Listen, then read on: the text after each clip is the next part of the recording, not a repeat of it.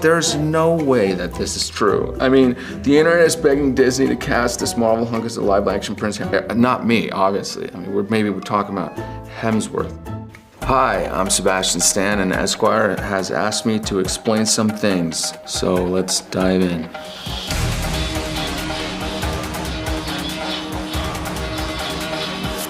I basically did a lot of fasting and running on an empty stomach, which was really hard. I started sort of in January. I was working on another movie in Canada, and I would try to get 20,000 steps a day, and I would try to fast for 16 to 18 hours. And then basically I kind of went pretty much a vegan diet, except without the carbohydrates. So I was kind of just eating salads and avocado and almond butter, basically. It was tough.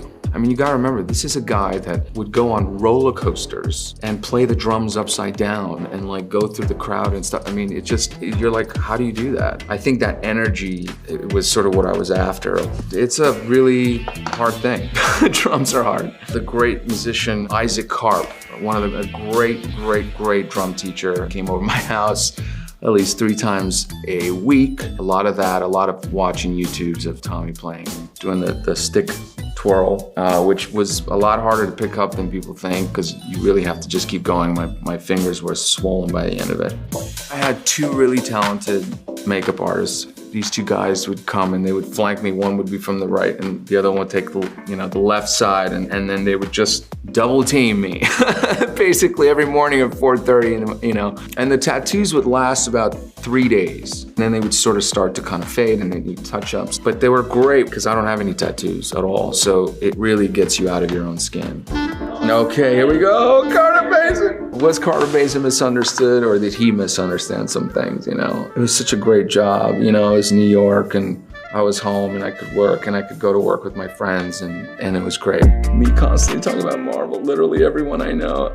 Best fan question that you're always asked, do you feel Bucky Barnes has got justice? And I'm like, listen, he had plenty of moments and we got him to a good place, so that's what I'm happy about.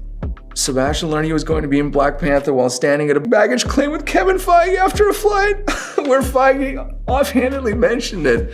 Completely true. I think it was like on the set of Civil War. And he goes, oh yeah, by the way, we're gonna have you come in like early next week. You're gonna do the scene with Ryan Coogler. And I was like, wait, did you just?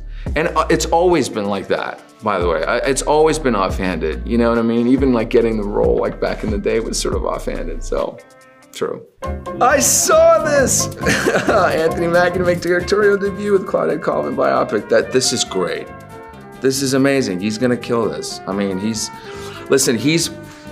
talk about energy, like he's one of the most charismatic people I've ever met in my entire life. And he will, no matter what, always lift you up. And I just think him in a leadership role of any kind is good. We were on some red carpet or something and he goes, I don't know what he said. He said something like, man, Sebastian Stan, you looking good, pow, pow, pow. I'm telling you, I get more people saying that to me now than anything else ever. Like they're like, pow, pow, pow. I'm like, thanks. I guess Anthony coined that, but that was pretty good. Look, it's really kind, and never say never. Mark Hamill is my father, and he knows that, and I call him every Christmas to tell him, just want you to know I'm around. It's really terrifying. Today, maybe more like that number 8. just barely hanging on, hanging on by a thread. That's very terrifying. Thank you for watching, and make sure to check out Pam and Tommy on Hulu February 2nd.